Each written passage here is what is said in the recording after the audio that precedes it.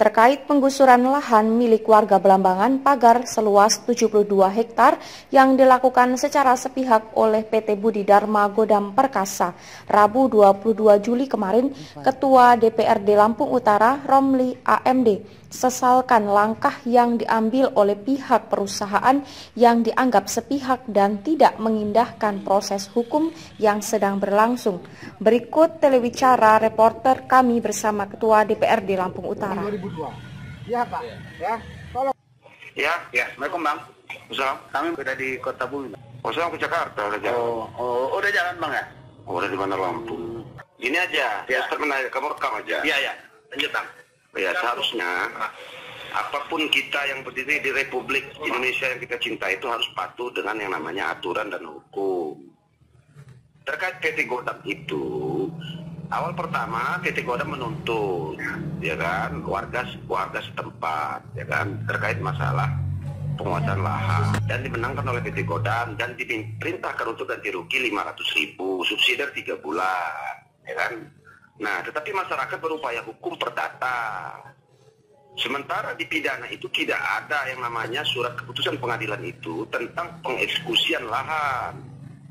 Nah, maka kalau kita ikutin runtutan hukum, sekarang kan masih 2 kali sidang, masih sedang sidang kasus perdatanya. Seyogyanya perusahaan yang memiliki lahan di situ seharusnya dia taat hukum dan aturan yang sedang dalam berproses gitu kan. Kita bukan menghalangi dan intervensi hukum itu kan, apapun itu. Ketika memang sudah dimenangkan dalam sidang perdatanya, siapapun yang melakukan yang menang itu berarti sudah ingkrah terkait hukumnya. Nah itu loh. Jadi saya sangat menyayangkan PT Godam yang sudah mengambil langkah seperti itu. Terkait dengan insiden penggusuran diduga secara sepihak ini, apakah akan ada tindak lanjut dari DPR sendiri, Pak Ketua? Coba kita lihat dulu nanti regulasinya, karena ini benar-benar ini keputusan sepihak. PT Godam tidak memperhatikan dan mengindahkan proses hukum yang sedang berlaku. Ya.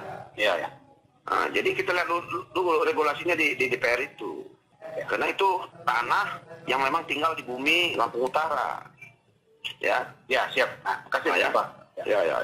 Ya, jadi justru kalau pihak manajemen atau pimpinan PT Godam tidak hadir di dalam kegiatan ini, kami bertanyakan kenapa malah dari pihak keamanan semuanya di sini. Jadi seolah-olah pihak keamanan yang mengeksekusi. Nah ini yang perlu diklarifikasi, karena sampai hari ini pihak Godam memang tidak muncul. Jadi itu yang kami pertanyakan dan sama-sama kita mohon bantuan rekan-rekan semuanya.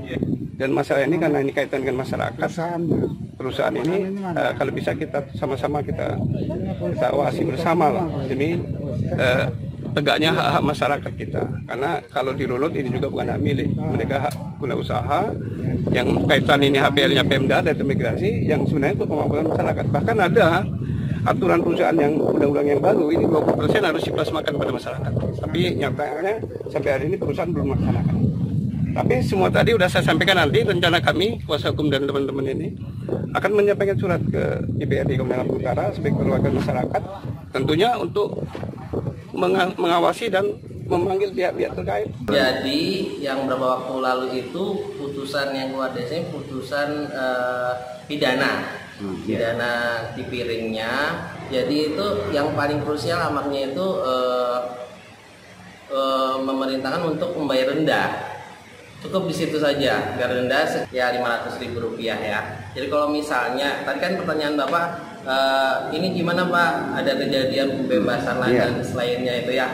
Nah itu sebenarnya bukan tindakan dari pengadilan dan bukan atas dasar putusan pengadilan, karena putusan pengadilan yang pidana itu hanya menghukum si terdakwa atau pelanggar ya kalau di DPR ini sejumlah Rp500.000. Kewenangan kami menjaga amar putusan ya. Kalau amarnya bilang denda Rp500.000 ya itu aja. Pelaksanaannya yang melaksanakan dari pihak kepolisian itu dapat kuasa dari kejaksaan. Udah. Kalau misalnya PT Godam melaksanakan itu sebenarnya itu tanggung jawab pribadi PT Godam ya. Kalau karena dalam amar tidak ada perintah demikian gitu ya. Dari Lampung Utara, Agus Rahmat Suhada melaporkan.